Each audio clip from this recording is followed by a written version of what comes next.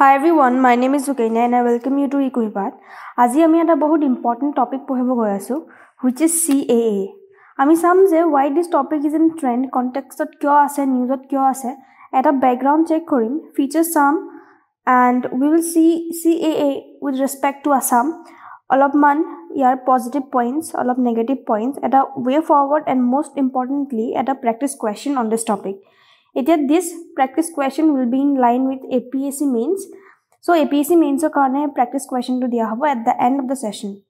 So prothom kotha hoise je ei session to important hobo for those who are going to APA for mains this time and also for those who are preparing or aiming for APSC next time, because you will get to know how we should approach for mains. Thik ase, and answer writing kori gole you will be benefited at the end of the day.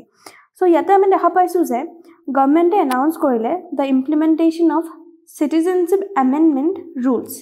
Eti ami kom paislu, ami hunisilu je cab, initially ami huna paislu je cab eti turn hoy gol, it turned out to be ka. To cab mane ki hoy, to jetia ekhon bill lok sabha ba rajya sabha pora pass hoy jetia president or usode jay and president jetia assent die mane honmat jetia hoy jay president, tetia ami kobo paru je ekhon bill goi ki hol act le poriণত hol. তো স্কাখন আমাৰ বহুত time হৈ গল act হোৱা 2019 এৰ কথা, বাট after 4 years এতিয়া ৰুলস notify কৰা হৈছে. ৰুলস কিয় নোটিফাই কৰা গৈছে? বিকজ ইমপ্লিমেন্টেশন কৰা আগতে আমাক কিছুমান ৰুলসৰ প্ৰয়োজন. গভৰ্নমেণ্টে এতিয়া ৰুলস বা গাইডলাইনস নোটিফাই কৰিছে সো দ্যাট আমি ইমপ্লিমেন্ট কৰিব পাৰো কা. এতিয়া কা কাৰণে আমি দেখা পাইছো যে বহুত আগৰ পৰা হুলস্থুল হৈ আছিল. কিয় হৈ আছিল কেলে that we will get to know in the further session. অলপমান তাৰ আগতে এটা ডেফিনেশন চাই লওঁ বা এটা ব্ৰড এটা আইডিয়া লৈ লওঁ যে কা মানে হয় কি. কা stands for Citizenship Amendment Act. ঠিক আছে, তো এই এক্টখন কা কাৰণে বনোৱা হৈছে? to give citizenship দিবৰ কাৰণে on the basis of religionৰ বেচিছত আধাৰ কৰি ছটা নন মুছলিম কমিউনিটিজক দিয়া হৈছে. And the communities include Hindu, Sikh, Buddhist, Jain, Parsi, Christian from 3 countries, Pakistan, Afghanistan, Bangladesh, who entered India on or before 31st of December 2014. This date is very important. Etia ei date to rakhibo laibo je ei date to dina ba tar agote kol manu ei community logot jorito hoy ase teloke jodi Indiat ahise ei time frame or bitorat, then they will be given citizenship. Etia initially ki hoisil amar duta act asil, Foreigners Act and Passport Act. Yar andarat jetialoke ka kotha ami ekoi gom na pau, ka jetialoke ona hon asil, teolokok punish kora hoisil ba teolokok penalize kora hoisil jodi he teolokok dhora pelai je they are refugees but they are illegally staying in India. But etia hekhini para teolokok rahai kora hoise. তো অলপমান যদি ব্যাকগ্ৰাউণ্ড চাওঁ যে আমি এটা কৈছো যে CAA মানে কি হৈছে? Citizenship Amendment Act. Amendment মানে কি হয়? চেঞ্জ কৰা, মডিফাই কৰা. এতিয়া মডিফাই কৰিবলৈ তাৰ বেচিছত অৰিজিনেল এক্টখন হৈছে The Citizenship Act of 1955. তো এই এখন হৈছে the original act. ঠিক আছে, অৰিজিনেল এক্টখন এখন হৈছে, ইয়াতে চেঞ্জেছ অনা হৈছে. এতিয়া অৰিজিনেল এক্টখনে আমাক কিহৰ বিষয়ে কোৱা আছে? আমাক একুইজিশনৰ কথা কোৱা আছে. একুইজিশন মানে কি হয়? আমাক কোৱা যায় যে আমি কোন কিটা প্ৰক্ৰিয়াৰ জৰিয়তে আমি সিটিজেনশিপ পাব পাৰো. প্ৰক্ৰিয়াসমূহ আমাক দিয়া আছে. ঠিক আছে, তো সিটিজেনশিপ গেইন কৰাৰ আমাৰ প্ৰসেস কোন কিটা হ'ব পাৰে? তো প্ৰথমটো হ'ল যে বাই বাৰ্থ, যদি আমাক এটা কাট অফ ডেট দি দিয়ে, যদি আমি হে টাইমটো ফ্ৰেমৰ ভিতৰত যদি আমাৰ জন্ম হৈছে, we can say or we can go for Indian citizenship. Descent মানে কি হয়? যদিও আমি এখন কান্ট্রি যদিও আমি জন্ম নাই লোৱা, with regard to our parents, আমাৰ পেৰেণ্টছ যদি আমাৰ মা বা দেউতা যদি আমাৰ ইণ্ডিয়াৰ হয়, এটা কাট অফ ডেট থাকে, সেই ডেটটোৰ মতে ভিত্তি কৰি পেলাই কি দিয়া যায়? সিটিজেনশিপ দিয়া যায় বা আমি সিটিজেনশিপৰ কাৰণে যাব পাৰোঁ. ঠিক আছে, ৰেজিষ্ট্ৰেশ্যন মানে কি হয়? যেনেকৈ OCI মানে কি হয়? Overseas citizen of India. তেওঁলোকৰ কাৰণে কি কৰা যায়? 7 ইয়াৰ্ছৰ এটা টাইম ফ্ৰেম দিয়া যায়. তেওঁলোক যদি 7 ইয়াৰ্ছৰ পৰা ইণ্ডিয়াত আছে, ঠিক আছে, তো এণ্ড লাষ্ট 12 মান্থছ ইণ্ডিয়াত থাকিব লাগিব, তো তেওঁলোকৰ কাৰণে এটা টাইম ফ্ৰেম দিয়া যায়. এই টাইম ফ্ৰেমটোৰ ভিতৰত যদি তেওঁলোক ইণ্ডিয়াতে ষ্টে কৰি আছে, then they can go for Indian citizenship. Then আমাৰ আহি যায় number 4 number naturalization. Suppose a foreigner এজনে যদি Indian citizenship লাগে, the person he or she has to stay in India for 12 years and last 12 months completely India te thakibo lagibo. Only then he or she can go for citizenship. Last part to hol je amar incorporation mane ki asle je jodi suppose for example ekon country Sri Lanka jodi aji India jodi acquire kori loy tar jiman khini ki hoy bashinda tar citizen homo ki hoy jabo amar India part boni jabo and we can say that they are now Indian citizen and they can go for citizenship. Thik ase. So in brief we have discussed that acquisition under kunkita process loss mane ki hoy yata dia ase je kunkita karonot ami amar citizenship heraba paru. Prothom kotha to hol je renunciation mane ki hoy jodi ami particularly ami jodi voluntarily je ami citizenship amak jodi nalage ami voluntarily ami eri dibo paru. Suppose aji moi US at koi pa settle hom boli bhabi lolu to moi nije voluntarily Indian citizenship eri moi US lobo paru. Second kotha to hol termination mane ki hoy jodi moi dukhon country bole USA and India dukhon country re moi citizenship card loi thoisu tetia hole government e amak India pora nam kotai dibo pare. Thik ase terminate kori dibo pare amak card. Then amar hi jay deprivation mane ki hoy for example jodi amak government e enuga paise je jodi ami terrorist activities logot kiba jorito hoy asu jot niki I am bringing harm to my country moi nijor country karne hanikarak hoy porisu tetia I can lose my citizenship. So these are the brief discussion on amar Indian jundu Citizenship Act of 1955. Etia background kotha holopman salu yate koa ase je ami kenege kunkita prokyare ami ki koribo paru citizenship lobo paru ba kunkita prokyare আমি আমাৰ citizenship হেৰাব পাৰো. ঠিক আছে তো ইয়াত এতিয়া আমি চাও যে অলপমান কি ফিচাৰ্স মানে ক্যাৰেক্টাৰিষ্টিক হ'ব পাৰো যে কাখনৰ মেইন ক্যাৰেক্টাৰিষ্টিক্স কি হয়. প্ৰথম ক্যাৰেক্টাৰিষ্টিক তো হল যে এই একখন কি হৈছে ৰিলিজিয়নৰ ওপৰত ভিত্তি কৰি বনোৱা হৈছে. কিয় তেনেকৈ কৈছো বিকজ আমি দেখা পাইছো যে এইখন হৈছে ইণ্ডিয়াৰ প্ৰথমখন এক্ট য'ত নেকি আমি ৰিলিজিয়নৰ ওপৰত বেস কৰি বনাইছো কাৰণ আমি কৈছো যে কোনো মুসলিম সম্প্ৰদায় মানুহক আমি সিটিজেনশিপ নিদু অকল নন মুসলিমক আমি দিম. ঠিক আছে from this 3 countries Afghanistan Bangladesh and Pakistan. ঠিক আছে সেকেন্ড কথাটো হল যে আমি কৈছো যোনখন ষ্টেটত ইনাৰ লাইন পাৰমিট সিস্টেমটো আছে ফৰ এক্সাম্পল কোট আমি দেখা পাম অৰুণাচল প্ৰদেশত যদি আমি যাও আজি we have to take permission inner line permit আমি লব লাগিব আমি যদি এটা ষ্টে কৰিব যাও. ঠিক আছে তেনেকৈ আমি দেখিছো যে মেঘালয়ৰ এই সিস্টেমটো আছে. সো এইখিনি ষ্টেটত কি হ'ব কাখন এপ্লিকেবল নহয় কা ইমপ্লিমেন্ট কৰিব নোৱাৰে. So there some exceptions to this act. Then 6 শিডিউলৰ আন্ডাৰত যোনখিনি এৰিয়াজ আছে ঠিক আছে তাতে আমাৰ কা ইমপ্লিমেন্ট নহয়. So this areas are protected. ঠিক আছে থার্ড ফিচার এটা চাও আমি citizenship by naturalization. আমি পঢ়িছিলো আমি চাইছিলো যে under the act of 1955 তাত কি হৈছিল এজন ফৰেনাৰে যেতিয়া citizenship তেওঁ যদি বিচাৰে the person has to stay in India for 12 years but ইয়াতে কি কৰা হৈছে is 11+1 মানে ইণ্ডিয়াত অহা যোৱা কৰি আছে সাপোজ তেনেকুৱা and বাকি last 1 month মানে 1 year ইণ্ডিয়াতে থাকিব লাগিব. ঠিক আছে তো ইয়াতে কি কৰা হৈছে এই টাইম ফ্ৰেমটো কমাই দিয়া হৈছে এন্ড ইয়াতে 5+1 কৰি দিয়া হৈছে যত নেকি 5 years ঠিক আছে এন্ড লাষ্টৰ 1 year কমপ্লিটলি ইণ্ডিয়াতে যদি তেওঁ আছে the person can go for Indian citizenship. কোনে যাব পাৰে আমি যে কৈছো Afghanistan Pakistan Bangladesh and the 6 non muslim communities. ঠিক আছে সো এইখিনি হৈছে ওপৰে অলপমান ফিচাৰ্স of the act. Then we come to arguments in favor. তো অলপমান পজিটিভ পইণ্টস ইয়াতে কি কোৱা আছে যে অলপমান পজিটিভ যে এই একখন কিহৰ কাৰণে ভাল এই একখন এটো কাৰণে ভাল বিকজ ইয়াতে সিটিজেনশিপ দিয়া হৈছে মাইনৰিটিজ সকলক. This 3 countries Afghanistan Pakistan and Bangladesh ঠিক আছে ইয়াতে দেখা যায় ঠিক আছে আফগানিস্তান পাকিস্তান এণ্ড বাংলাদেশ ইয়াতে দেখা যায় যে এই তিনিখন কান্ট্ৰি বিশেষকৈ তিনিখন কান্ট্ৰিৰ মাইনৰিটিজ সকলক ছটা মাইনৰিটি যোনখিনি আমি চালো তেওঁলোকক পাৰসিকিউট কৰা হয় তেওঁলোকক এক্সপ্লইট কৰা হয় তেওঁলোকক টৰ্চাৰ কৰা হয় হেতু কাৰণে আমাৰ গভৰ্ণমেণ্টে তেওঁলোকৰ কাৰণে কি কৰিছে তেওঁলোকক যাতে তেওঁলোক কষ্ট নাপায় তেওঁলোকক এই একখনত এড কৰিছে তো তেওঁলোক অলৰেডি আমাৰ ইণ্ডিয়াত অলৰেডি ৰেফিউজি হৈ আছিল ঠিক আছে ৰেফিউজি হৈ আছিল এতিয়া তেওঁলোকক নাগৰিকত্ব দিয়া কথা কৈছে সেকেন্ড পজিটিভ পইণ্টটো হ'ল যে ইজিং অফ দ্য প্ৰচিডিউৰ আমি দেখা পাইছো যে এজন ফৰেনাৰে যদি আমাৰ ইণ্ডিয়ান সিটিজেন ল'ব বিচাৰে he has to follow this 11+1 principle যত নেকি 11 ইয়াৰ্স তো অহাজা সাপোজ কৰি আছে ইণ্ডিয়াতে থাকিছে লাষ্টৰ 1 বছৰ ইণ্ডিয়াতে থাকিব লাগিব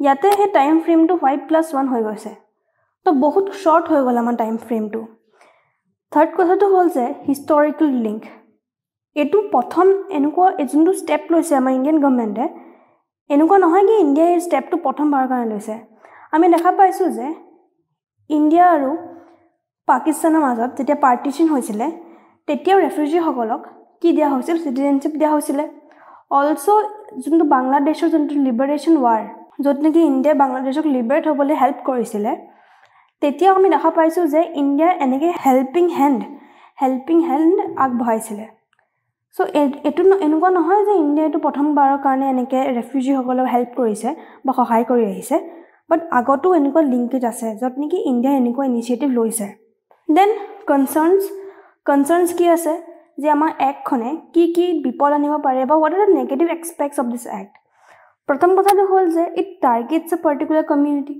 তো ইয়াতে কি কৰিছে অকল পাৰ্টিকুলাৰ কমিউনিটি এটাকে টাৰ্গেট কৰিছে সো অকল ছটা নন মুসলিমকহে টাৰ্গেট কৰিছে what about others ঠিক আছে what about other communities কিয় অকল পাৰ্টিকুলাৰ কমিউনিটিটো ওপৰতহে কি কৰা হ'ল চকু দিয়া হ'ল এতিয়া আমি দেখিব পাইছো যোনটো আমাৰ ইউএনৰ যোনটো এটা কনভেনচন আছে ৰেফিউজি কাৰণে ঠিক আছে ৰেফিউজি কাৰণে এটা ইউএন কনভেনচন আছে তাতে কোনো ডিসক্ৰিমিনেশন কৰা নাই ইউএনৰ যোনটো ৰেফিউজি যোনটো কনভেনচন তাতে সবকে irrespective of the religion or community সবকে সমান চকুৰে চাই তেওঁলোকৰ কাৰণে provision বনোৱা হৈছে why not india also follow the same principle india কিয় নোৱাৰে অকল পাৰ্টিকুলাৰ এটা কমিউনিটি ওপৰত কিয় ফোকাস কৰিছে that is the first concern second concern আমি দেখা পাইছো যে নৰ্থ ইষ্টত বহুত হাল্লা হৈছে নৰ্থ ইষ্টত বহুত প্ৰটেষ্ট হৈছে what is the reason for that আমি দেখা পাইছো যে আসাম একৰ্ড অফ 1935 ক CAA কি কৰিছে চ্যালেঞ্জ কৰি আছে কিয় অলপ মন দি চাও Assam Accord কি কৈছে আমাক Assam Accord খন সাইন হৈছিল between the government of India state government of Assam and the leaders of Assam movement in 1935 Assam Accord খনৰ আগতে এখন 6 year agitation মানে 6 years পৰা আমাৰ লিডাৰছ সকলে লাগি আছিল এই একখনৰ কাৰণে ঠিক আছে this movement was launched by all Assam Students Union ASU in 1979 demanding the identification and deportation of illegal immigrants from Assam to amar he time tut ki hoisil jimanbur illegal immigrants asil bangladeshor par hok ba from other states bahut khini infiltration hoisil okhomale to amar yar leaders samohe ki korisil protest korisil so that amak nyay lage amak jate ekhon accord banai die jot neki amak government e jate promise kore amak তে যে government খন যাতে আমাৰ culture and tradition যাতে preserve কৰি ৰাখিব পাৰে যে অনা অসমীয়া বাহিৰা মানুহ যাতে ইয়াতে আহি পেলাই আমাৰ ডেমোগ্ৰাফিটো যাতে ডেষ্ট্ৰয় কৰিব নোৱাৰে তো সেই একৰ্ডখন আমাৰ সাইন কৰা হ'ল আৰু তাত কাট অফ ডেটটো কি ৰখা হ'ল midnight of 24th of March 1971 this date is important ঠিক আছে ইয়াতে আমাৰ কাট অফ ডেটটো ৰখা হৈছিল midnight of 24th March of 1971 তাৰ আগলৈকে যিমানবোৰ মানুহ আহিছিল they will be having the citizenship but তেওঁলোকক আমি মানিলম ইয়াৰ বাসিন্দা বুলি but not after that but ইয়াতে citizenship amendment act কা আন্ডাৰত আমাৰ যোনো ডেট আহি পৰিছে সেই ডেটটো আমি কি বুলি কৈছো 31st of December হয়নে 31st of December 2014 ডেটটো ক্ল্যাশ হৈছে ক্ল্যাশ মানে কি হয় ডেটটো মাজত কনফ্লিক্ট আহি গৈছে এটা এটা কনফ্লিক্ট আনিছে ডেটটো তাৰ পিছত আহি গল আমাৰ আসাম যোনটো আমাৰ ক্লজ 6 অফ দা একৰ্ড এই একৰ্ডখনৰ ক্লজ 6 এ কি কৈছে যে this accord will protect preserve promote cultural, social and linguistic identity and heritage of the Assamese people. And this committee was chaired by Biplab Sharma committee. ঠিক আছে, বিপ্লৱ Kumar Sharma committee. তো কমিটিখনে কি recommendation দিছিলে অলপমান চাওঁ. কমিটিখনে জাষ্ট ৰেকমেণ্ডেশ্যন দিছিলে যে যোনটো কাট অফ ডেট সেইটো 1971 হ'ব নালাগে, বাট 1951 হ'ব লাগে.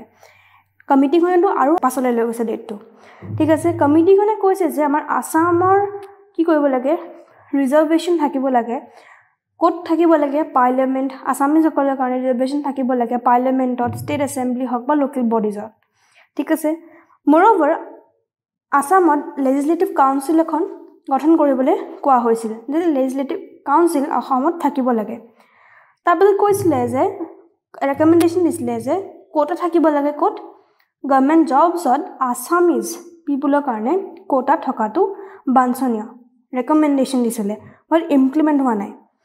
আৰু কৈছিলে যে যোনটো ইনাৰ লাইন যোনটো পাৰ্মিট ছিষ্টেম, যেনেকৈ আমি বেলেগ ষ্টেটত যোনটো দেখা পাইছোঁ, for example in Arunachal Pradesh and মেঘালয়ত, বাট আসামত নাই. তো আসামত এই পাৰ্মিটটো, এই ছিষ্টেমটো আনিব লাগে. তো this are some of the recommendation of the Biplab Kumar Sarma.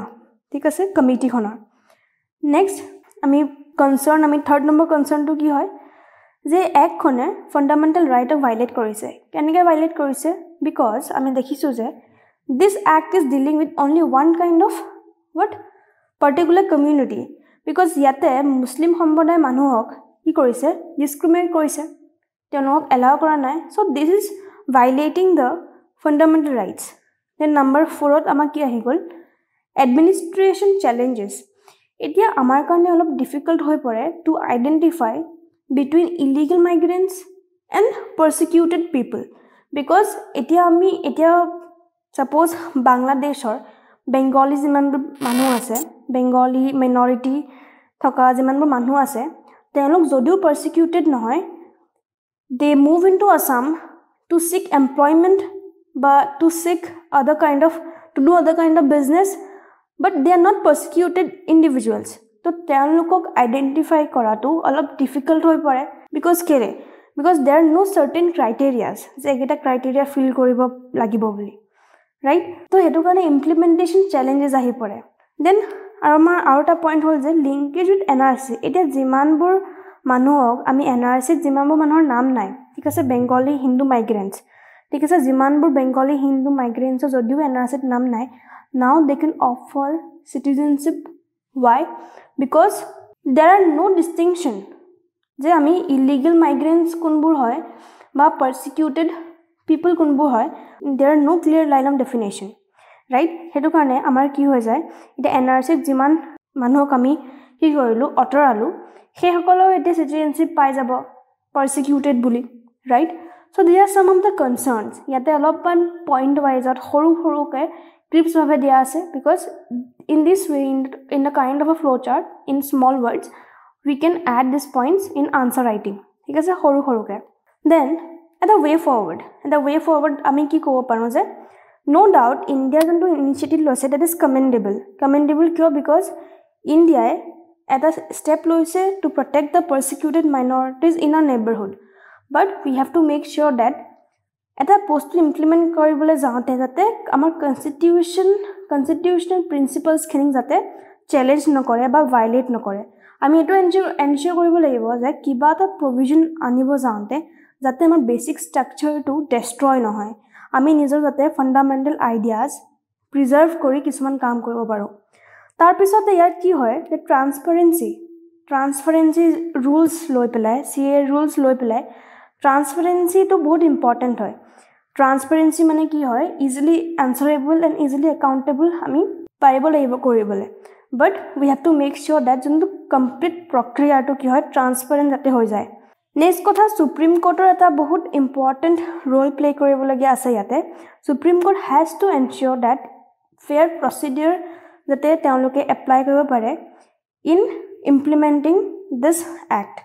ঠিক আছে, then we can say that we have to also' see that যদিও আমি লং টাৰ্ম ৰেফিউজিসকলক আমি কি কৰিছোঁ, এলাউ কৰিছোঁ to gain citizenship, we have two keep in touch with our constitutional provision or rights, and we have to see that যে এইটো বস্তু implement কৰিব যাওঁতে যাতে আমাৰ কি হৈছে, যাতে আমাৰ ইণ্ডিয়াৰ সিকিউৰিটিটো যাতে থ্ৰেটত আহি নাই পৰাহি we have to check that ইণ্ডিয়াৰ সিকিউৰিটিটো যাতে থ্ৰেটেন নহয় ঠিক আছে we have to check that আমাৰ কালচাৰ আমাৰ কালচাৰাল আইডেন্টিটি আমাৰ ট্ৰেডিশন যাতে প্ৰিজাৰ্ভ কৰি ৰাখি আমি কাম কৰিব পাৰো সো অলপমান ইয়াতে ইন্ট্ৰস্পেকশন কৰাৰ দৰকাৰ আছে যদিও ইম্পৰ্টেন্ট হয় বাট this act is also having some negative aspects if we can overcome the negative aspects of this act we can say that this act will benefit in the longer run so enege okoman ami ki hobo ending note eta di pelai we can wrap up so jodio ami jano je ka khon amar karone olopman controversy hoy ase but ami answer likhute ketio negatively ami ketio likhibo na lage ami balanced opinion di pelai ha ami example likhibo parim because it is the exam hoy it is the administration ok ami criticize আমি কৰিলে অলপ problem হৈ যায় আনসাৰত ঠিক আছে হেতু কাৰণে আমি ব্যালেন্স অপিনিয়ন ৰাখি আমি এটা আনসাৰ লিখিম তো based on that this one is an assignment ঠিক আছে this you can take it as an assignment this you have to write in 250 words ত আপোনালোকে লিখিব পাৰে the question is the newly passed amendment to the Citizenship Act redefines the way migrants can become Indian citizens in light of this discuss various concerns related to it why such an amendment is needed so I believe that with what we discussed you will be able to write kenike likhibo apnalage prothomte apnalage kobo pare je 250 words jehetu likhibo lagibo I am considering we will get 3 pages for it this is 3 khon page thik ase introduction er karone iman khini lole suppose jaga and conclusion er karone iman khini lole yate you have to discuss no prothomte apni you can give an introduction that CA mane ki hoy you can say here CA khon ki hoy then you can talk about amar Assam Accord kotha you can say ঠিক আছে then you can talk about the need here question hoy kyo amak lage to kyo amak lage ami discuss korisilu features ba ami arguments disilu amak kyo lage ঠিক আছে positive points disilu ঠিক আছে and okoman if you want to add duta man negative point di pelai we can conclude ami jonto way forward disilu no then you can write and we can conclude this answer so I hope that you will practice and let me know that how did you find it and please let me know that what kind of topics you are interested to discuss because topics bahut ase content bahut ase but if I get to know that what topics you are interested in we can look upon it for discussion so do let me know in the comment section that kun gita topic ko in discuss korile apnaloga subidha hobo accordingly we will make content and thank you for watching